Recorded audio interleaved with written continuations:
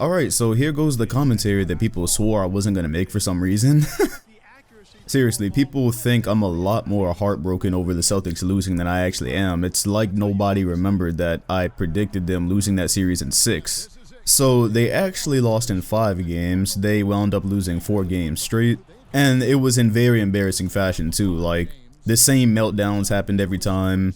Giannis just started stepping on them. Like, it got weird real quick. Shit went south. And as of yesterday, actually, because I saved this commentary because there was so much going on after that game with the Kevin Durant injury, so I ended up saving this. But yes, as of that game, the 2019 Celtics are one of the most disappointing teams ever. And if you will, please help me in the comment section, try to like generate a list of the most disappointing teams, because when I say that, like, I'm thinking of teams like the 2013 Lakers, teams that were just absolutely expected to dominate, and they did the exact opposite. So help me generate a list of that. But this Celtics team, the reason they end up on that list is because it wasn't even injuries that took them out of the game. So normally when you have a team like this, when you look at them on paper and it looks amazing, when they don't end up reaching their destination, it was usually because some key injury happened and it threw everything off. Like, I'll give you an example. The 2014 Nets, that was a really bad bet by the owner to try to bring in Paul Pierce and KG, but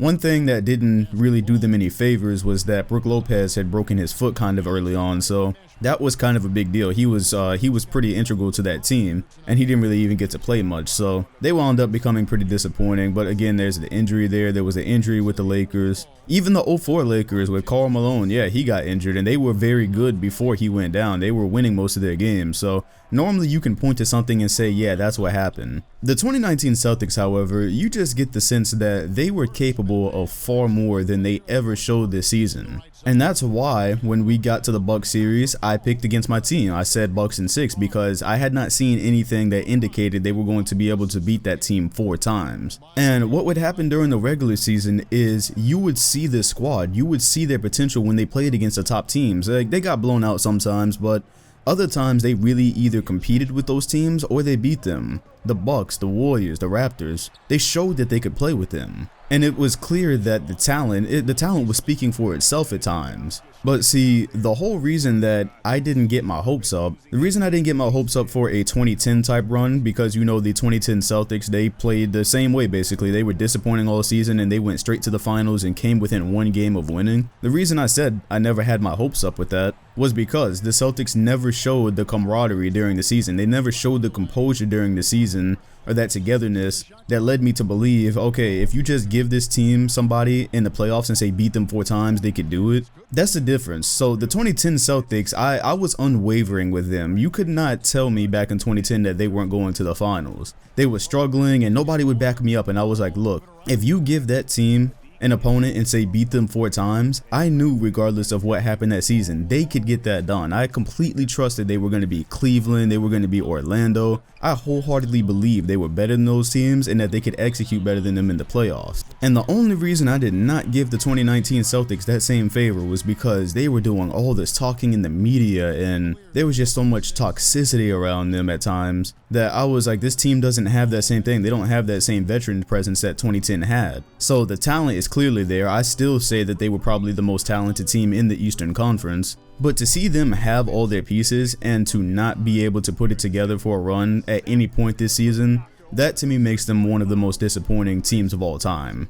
And yeah, I feel like they were put out of their misery. I'm glad that this season is over. They were one of the most agonizing Celtic squads that I've ever watched because you didn't know what you were going to get from night to night. Or hell, by the time the playoffs came, you didn't know what you were going to get quarter to quarter. There was times in this Bucks series when we were up 1-0 and they got up by double digits in game 2, and then like by the third quarters they would just fall apart. Like, you just didn't know. Like, out of timeouts, you didn't know which Boston Celtics team you were going to get. Most frustrating one I've ever dealt with. So that points us towards the future because this is over and we are leaving with way more questions than we have answers. That's straight from the ESPN article. It sounds dramatic, but it's true. There's so many questions surrounding this team because there's free agents. Al Horford can become a free agent. Kyrie is a free agent.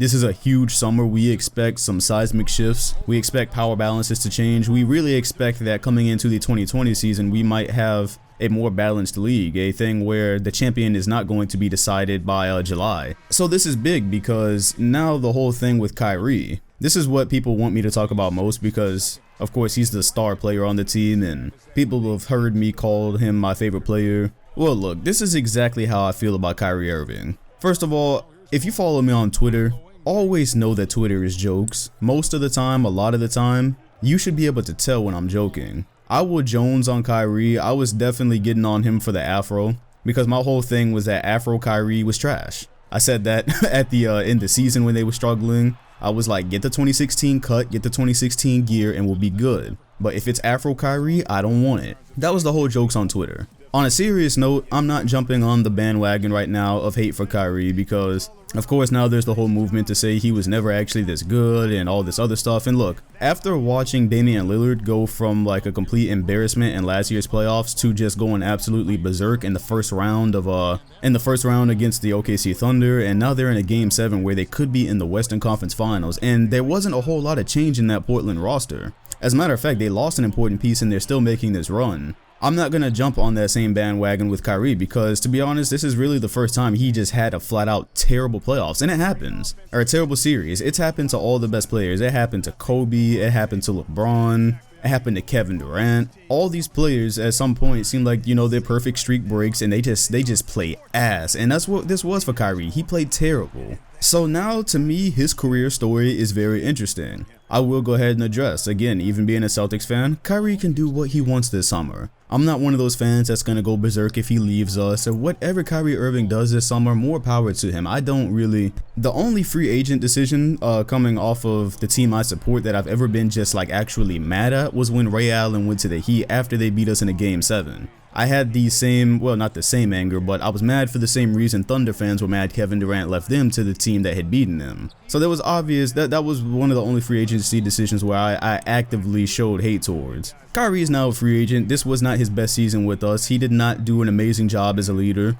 And now there's a conversation because on top of that stuff, we know that Kyrie Irving's knee is liable to go bad at any time. It happens. He had surgery last year, so he ended up missing the playoffs. It got sore this year. That's kind of like his kryptonite. So now you're wondering with what happened this season, well, do the Celtics, having the roster that they have, do they splurge on Kyrie Irving? Do they really pick him as a man to go into the future? And I think that makes sense. I think that makes sense one way. I think obviously Danny Ainge's plan would be, if Kyrie stayed, it would be to go all out on Anthony Davis because Ainge has never been shy. He wants this Celtics to contend. He wants them to contend now. You see that he got this roster together, which was a great roster on paper. He got that together rather quickly, so we already know what he's shooting for. If Kyrie is going to resign, if he shows interest in resigning, I would assume Danny Ainge is going to pitch to him that we're trying to bring Anthony Davis in and pair him with you. And he's going to probably do that by any means necessary if Kyrie is going to stay, because clearly this team cannot get it done, and there's no reason to give them another run at it. Like this same roster should not come back next year. However, if Kyrie Irving does leave, because now there's a lot of rumblings out there. People think he's done with Boston. Okay, if he wants to leave, that's fine. You will not see me have a rage video or anything like that, because I have been subscribing to the theory that Tatum and Kyrie were not going to do that well together throughout the future for a long time now, pretty much throughout this season. After Tatum had the exposure of kind of like being one of the main guys last year, and then having Kyrie and Hayward come back this year, this whole year I was just kind of looking at it and saying, you know, I don't think these guys going through the future, I don't see them going through the future together in a majorly successful way. I just don't see it. I don't think they complement each other well. Kyrie gets into his hero ball sometimes, and you see Tatum wants to take mid-range pull-ups. I just don't see them. I don't see them working well together. So if Kyrie leaves, the Celtics should make sure that they retain Al Horford and then go from there. You've got great young pieces. I think Tatum will have a better season without Kyrie Irving. And then you have Jaylen Brown as well, who he showed flashes. When he's comfortable, he can be really good. They've still got the pieces there. They don't, because obviously the whole thing is if Kyrie Irving were to leave, it would make no sense to go for Anthony Davis, because then you would be cleaning out all your assets just to have Anthony Davis on the team and then have him leave a year later. That would make no sense. That would probably set the franchise back a couple of years. So to me, those are some of the options right now. Going back to Kyrie, the reason I said that his career story really interests me. Like, it's something I think I want to write about going into the 2020s. I'm interested because, okay, now there's rumblings about him going back to LA, and you guys know, if you've been watching me throughout this season, I've never seen it. I've never understood, just in the decisions he's made in his career and the things that he said, why he would go back to play with LeBron James. However, that's what people are talking about. A post surfaced from one of Kyrie's friends, and one of Kyrie Irving's friends posted a thing, like a picture of him and LeBron on Instagram, and they were both in Lakers jerseys. So that is, I mean, who knows, but that looks kind of interesting. And so again, you're not going to hear me cursing him if he goes to the Lakers or if he goes to play with LeBron again, but I won't lie, that will be the one where I will look at it kind of strange, because I don't think that would be a particularly good look for him. There's like a lot of reasons out there floating around about why he left LeBron in the first place. There's a theory that says, you know, he wanted his own team and he wanted to do his own thing, and he even apologized to LeBron for wanting everything like right at the moment. So yeah, that would imply that he just wanted his own separate from LeBron. And then there was probably the thing where he kind of sensed that LeBron was going to leave, and if LeBron left Cleveland, then Kyrie would be left with the shambles, and he didn't want that because Cleveland is kind of notorious for just not having good management. So he kind of got out of there before the house fell apart. But if you go back to LeBron after having left him because you wanted to do your own thing, I think to people that's gonna look like Kyrie got sunned. But here's another perspective. Maybe there'll be people out there that will look at it and say this is just the evolution of Kyrie. He was young and he was hot-headed and he didn't realize how good he had it. And he went back to LeBron James because he realized he was not the alpha that he thought he was. Maybe that's what's gonna happen, because he did call LeBron James and apologize about that, and to tell him personally that being a leader was a lot harder than he thought it was. Now he see what LeBron was dealing with. Maybe it's just not for him. The whole thing was, you know, Kyrie admires Kobe Bryant and they had talks and stuff like that, and Kyrie seemed like he wanted to take the path of a Kobe or a LeBron being the head of their own team. And maybe this season he just found out that wasn't for him. Maybe he found out that he works best as a Robin instead of a Batman. And if he figured that out and he goes back to play with LeBron James, hey, I think there's going to be a large subset of people that are going to laugh at that, because that's going to be a narrative. You know, you already see the Thanos meme. You guys have seen the Thanos meme, right? The whole thing of LeBron's head being photoshopped on him and saying, you couldn't live with your own failure, so you came back to me. That's going to be an interesting thing there, and that's a pride thing for Kyrie if he even pays attention to any of that. But if he doesn't, then maybe we'll all just say he evolved and realized that was not for him. That role was not for him, because it's not for everybody. The NBA is a hard thing, man. I don't think every single player who's just good and can score the ball can just decide that they want to be an alpha and that they want to lead a team to a championship. Maybe that's just not for everybody. So Kyrie's gonna do what Kyrie's gonna do. You will not see any kind of rage from me whether he leaves or whatever. I just don't roll that way. I think the Celtics are in good position this summer to put together something nice whether he stays, or put together something nice for the future whether he leaves. I think either way they're in good position. They're not in the position of most teams who have a star player pending free agency, where they're just screwed if he leaves. So yeah, that's how I feel about everything there. And yeah, on a side note, I became an NBA Twitter meme because I like to stan the Celtics on Twitter. If you haven't followed me on Twitter yet, or you plan to in the future or whatever, know that if you see me tweeting questionable things about the Celtics, it's because I am exaggerating my support for them, because it stems from this thing where for years now on YouTube, people have always said, oh, you don't back your team enough. Back when we had Isaiah Thomas, and I used to tell people that team wasn't going anywhere, and when it didn't, I don't know, people were looking at me crazy like I was just supposed to follow them to the end, when I was like, that team was not that great. I didn't think they were going anywhere. So whatever, people say I don't give enough support to them. So on Twitter, I go on there, and if they sign Joel Anthony, Joel Anthony's taking us to the finals next year. I'm going to go off regardless. Yeah, one of my Stan posts didn't age well, and people just ran with it.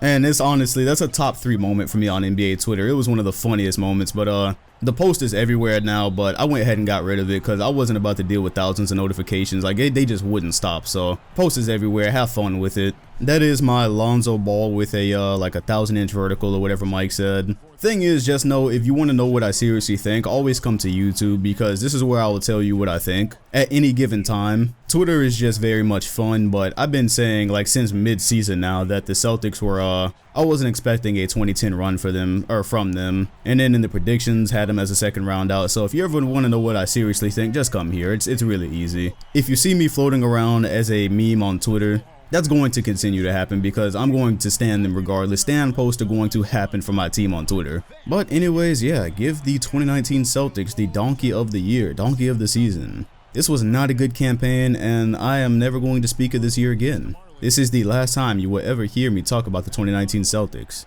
Rest in peace. Anyways, if you enjoyed this video, hit the like button, comment, and sub, and hit the bell next to my name if you want notifications on future videos. Thanks for watching, and I'll see you all on the next one.